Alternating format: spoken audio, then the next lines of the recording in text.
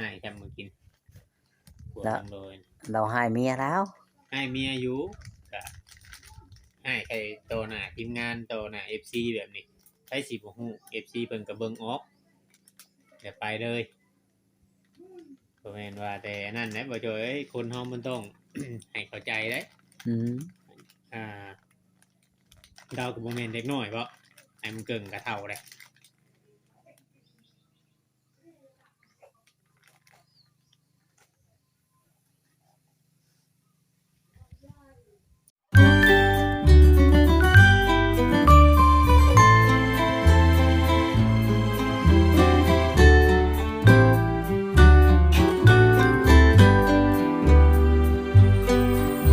FC เพิ่นบ่มักเด้นั่นเพิ่นก็อยากให้ทีมงานมาบอกมาหยังนู่นนั่นนี่อยู่คำเว้าว่าสิให้เราเฮ็ดหยังเราก็มีแต่ว่าบ่เราสั่งว่าบ่ให้เฮ็ดเดี๋ยวจังซั่นจังซี่เราก็สินั่นคือแล้วเจ้าเจาะทางก้นมันน่ะเจาะทางก้นน่ะให้นางดูคำว่าเอาปาดทางก้นมันหน่อยนึงเคยเอาให้ลูกกินอยู่บ่ บอยมันนี่มันเป็นไงไม่กินนมบ่อย่าปวดท้องเด้อ เจ้าก็ปิ้นไปทางพ้นไผสิเปิดนมให้ FC เบิ่งจุงก่อยบ่ทางงอนเจ้าเนี่ยมีแต่เอาอันนั่นมาไหมเอาอันนั่นมาก่อนไม่มาก่อนนะเอาบ่บ่จดเราให้เราเอานมให้ลูกเรากินแล้วกันนะพี่น้องไงเนาะอาจารย์ต้นสิว่าพี่น้องไงเนาะเดี๋ยวจะคุยกันแค่ EP ต่อไปคลิปหน้าเดี๋ยวจะคุยกับมันไอ้มึงเกิงใหม่เราคือสิไปทางใดทางมือเพื่อนแม่ครับ คือให้เมียแบบนี้ให้มันเกิงที่เป็นบอกว่าเมียให้ไปนอนอยู่บ้านเก่าว่าให้เมียเฉยโอ้ยนายมันเกิงเลยเมียเบาหยอกก็บ่ได้บาทนี่ไปเลย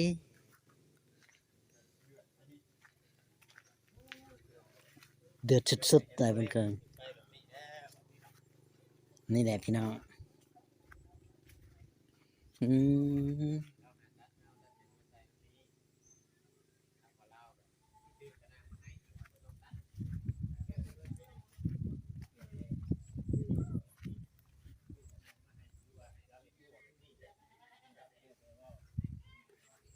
นี่แหละพี่น้องเนาะ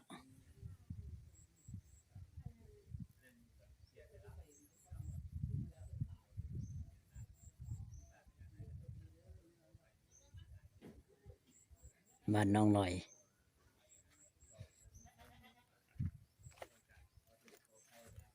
ถ่ายพ่อแม่พี่น้องFCได้เบิ่ง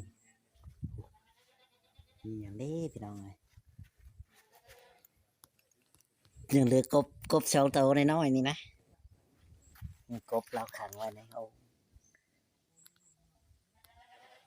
พี่น้องเลยทางนั่งร้อยเอาลูกกินนมอยู่พี่น้องเลยเบิ่งเฮือนเก่าเพิ่นกันโอ้ทางนั้นก็ได้พี่น้องมาเลาะเบิ่งเนาะเลาะแหละเบิ่งทางเฮือนน้องลอยพี่น้องเลยจังตุ๊กตาเนี่ยให้เก็บบกเก็บเถื่อน้องลอยนี่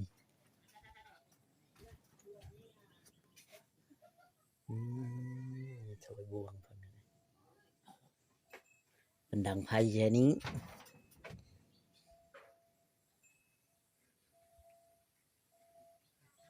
หมดดังฟืนดังไพ่เพิ่นก็ได้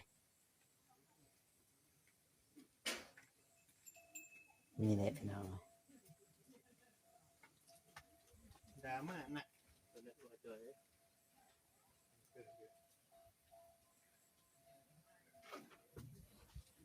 หมดดังฟืนดังไพ่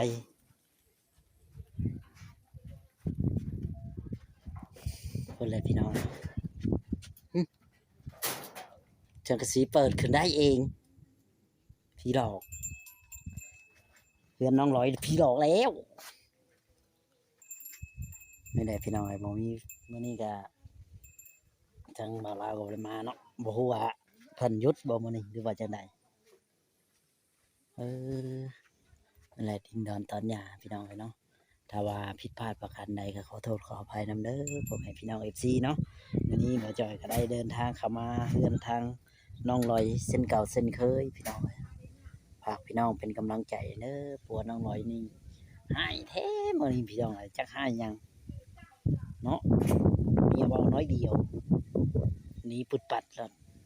ถ่ายคลิปก็บ่แล้วพี่น้องจักเป็นหยังไปพุบพับไปแบบบ่ล่ำบ่ลาหยังโอ้ยไอ้บุญเกิงเฮ็ดไปแล้วพี่น้อง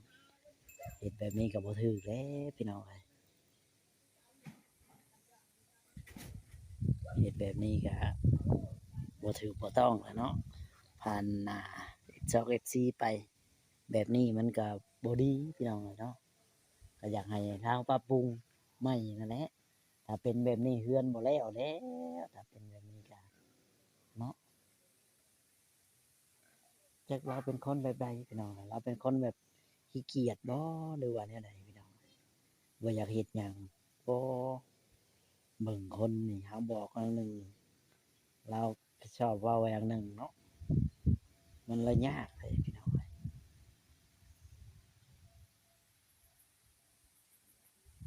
มันยากแบบนี้แหล้ว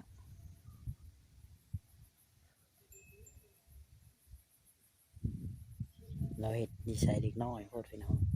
เราบ่เฮ็ดแบบนิสัยผู้ใหญ่เนาะทางไอ้มันเกิงนี่ไงนี่แหละพี่น้องเนาะทางชามทางน้องลอยปลาทุกน้ำอังเลยน้องลอยปล่อยปลาบ่ในนี่นะฮะบ่ได้ปล่อยอืมคิดว่าปล่อยปูปล่อยปลาดอกนี่แหละต้นไม้เนาะในฝนบักก็ได้ทางเรื่องน้องลอยกำลังเอาลูกพี่นุ่งอยู่พี่น้องเลยเนาะเรื่องนี้ก็ได้นี่แหละน้องลอยกินข้าวกับยังเช้านี่ฮะเกี่ยวกับปลาไปหาปลาปลายังไปคอเห็นยังได้กินนะแกงเอาน้องลอยอยู่แกงปลาเป็นบ่น้องลอยคือวางแบบนี้ถ้วยหม้อนะบอกว่าอย่าวางในแป้นเด้อมันสีดำเจ้าคือวางในแป้นมันก็ดำแล้วแป้นเจ้านี่แหละสีดำหมดไปชั้งขึ้นแล้วจะบ่ปัดบ่กวดเด้อเจ้าต้องพยายามเก็บกวดล้างไว้ให้มันสะอาดมันสิดีต่อเฮาและเฮือนเฮาเจ้าบ่เฮ็ดก็บ่ได้เด้น้องลอยเอ้ยเฮือนเจ้าของเฮ็ดให้มันกว้างมันควางนี่แหละเฮือนก็ยังบ่แล้วพี่น้องเอ้ย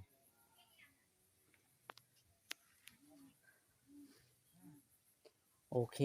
พ่อแม่พี่น้องเนาะนี่แหละพี่น้องเอ้ยเนาะทางนายบุญเกิงบ่ฮู้ว่าเป็นได้ใดลูกจะนอนแล้วบ่น้องลอยฮะนอนแล้วนอนแบบนั้นสิฮะคือนอนแบบนั้น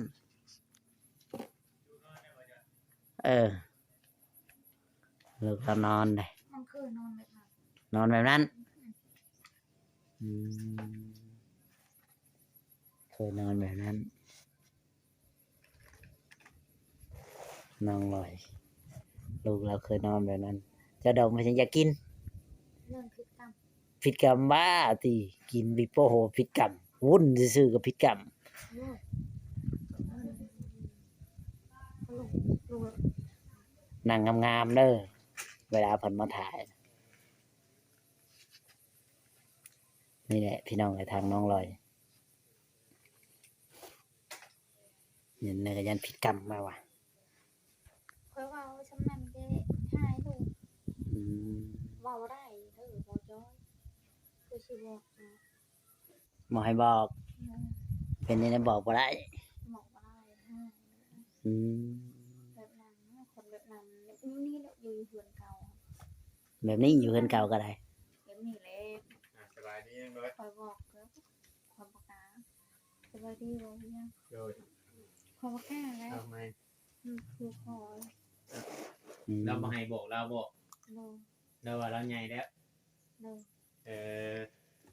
เราว่าเราใหญ่แล้วเราเลยบ่ให้บอก โดน แบบนี้บ่อยู่เพื่อนเก่ากัน เดี๋ยวนี้ เออ บอกเขาว่าได้ คำเว้าได้งอกแต่ไปโลดบ่ บอกดูเอาเลยมันเป็นอย่างดี เอ้ามือใหม่อ่อนในวัน เดี๋ยวเรามานี่อ้ายมื้อนี่เราบ่ให้บ่นี่ เราบ่ให้บ่ประชุมอายเมือนเราบ่ให้เจ้าบ่ ให้ ให้เอาแล้ววันนี้ว่าจอยแสดงว่าเฮาเป็นคนผิดตัวนี่ เราสิเราให้เจ้าก็เดินหนีเด้อ เราบ่เคยตีบ่ บอกเคยตี แต่ให้สิเว้าชื่อบ่ โดน เอ ว่า อ ซื้อ ใครสิรบกันยันเอาตีเจ้าเนาะ เคยตีขอน้ำมูกปุ๊บเลย แต่สิเมื่อปุ๊บไปใช้เฮือนเจ้าอยู่นี่ อันนี้ก็เฮือนเจ้าเจ้าสิพบใช้ เฮือนเจ้าได้อันนี้น่ะเนาะเฮือนเจ้าดินก็ อ ดิ ยู่ น ปุ๊ เจ้า บเลยไว้สิมาอีกมาอีนี่ อืม ปุ๊บไปก่อน ปุ๊บไปก่อน แล้วจังมาใหม่ ยังมาไหม อืม มันยังจะคือว่าว่าสิเมื่อบ้านน้องเด่นน้องหยังงอกกับผัวนี่บ่ ดู งอกกับผัวเดี๋ยวสิเมื่ออยู่เพื่อนเรื่อยก่อน ดูไปสิฟังบงก่อนก็คัดมันเป็นแบบไหนคือเป็นเด็กน้อยคือ อ๋อมันเป็นแบบไรคือเป็นเด็กน้อยใช่ดิ บอกบอยยังก็วิ่งรถเฮ็ดยังก็วิ่งรถโอ้ยคือเล็กน้อย โอ้ ว่าบ่ได้คือขอไปช่วยเจ้า บ่หลังๆในไอจีบ่ได้ยิน ว่าบ่ได้ ผัวเจ้ามันบอก โนมันหายของมันหายโรค อืม แบบนั้น บอก อีลิเต็มมือนี้ลิ เออ เขาเห็น มามื้อนั้นเจ้าถามเราให้เจ้าบ่ โอ้คนมาทำสั่งคนแบบนั้น บ่ถามเลย มาทำเลย มือมามือแต่ติดผีมันนั่นเจ้าบ่ได้ถามหยังได้บ่ มาทำเลย เราเมาอยู่บ่เรามามัน มา เมา สีไป เช พอเห็นยังไปสีเลย เออ คอยเสริม เอ เจ้า อ ก็เจออยู่ เรารู้จักควมเลย อืม คันเถียงก็ยันหมู่ให้ แม่นเวลาเราเมาเจ้าบ่ต้องเว้าหยังเด้อจังหน่อยเราสิตีเจ้า นอนก็เลือกเลย เจ้านอนเลย นอนรู้นอนปากเลย นอนแบบบ่ปากเงียบเลย เงียบ อืม เงียบเลยขยัน ขนาดเจ้าเว้าน้อยเดียวหนึงเราก็ยังงึกงักเมื่อกี้นี่แค่เว้าอันนั้นแล้วซื่อ เจอกับเฮาก็อยากบอกกันแหละเนาะ ๆอืม อยากบอกอยากเตือนแบบว่านั่นน่ะนี่แหละสิเอาเว้าง่ายๆว่าคำสิเอิ้นให้เรามานั่งคุยกันนี่ช่วงสิยากได้มันเกิงช่วงสิเบียกเว้าเนาะ น้ำปลาคอยคือกันแล้วหายปลาเลยไปอีกหายปลาเลยไปอีกหาย คำเอ้ยเว้าได้ก็ให้ หายให้อีกเห็นปลาว่าวเร็วมันทั้งเมียบอกนี่มันทั้งแบบนั้น อืม ต้องเป็นแบบไหน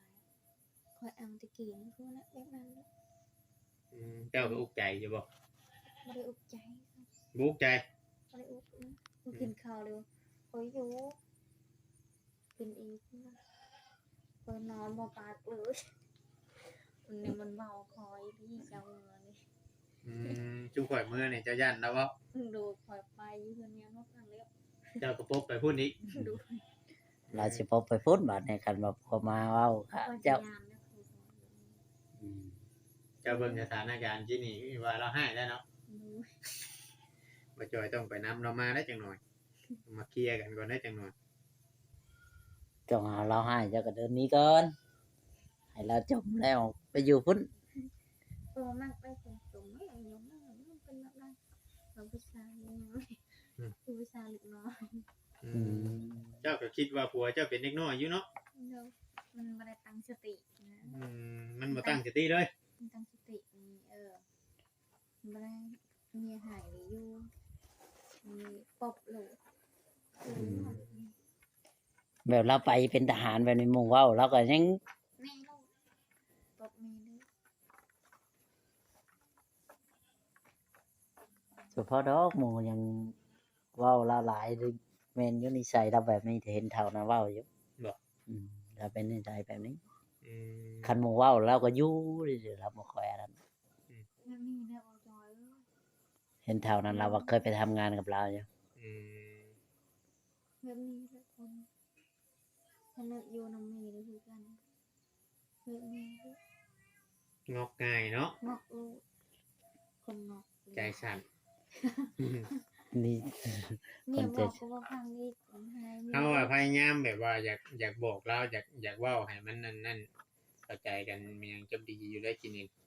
แต่ว่าเขาเว้าแบบแนวให้แนวหยังในแห่งทีนั่นนะหันออกไปจ้ะ แม่น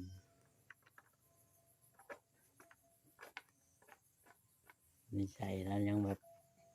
เอาแต่ใจตัวเองฮะนะเขาเรา น่าจะใจที่มีอยู่เลย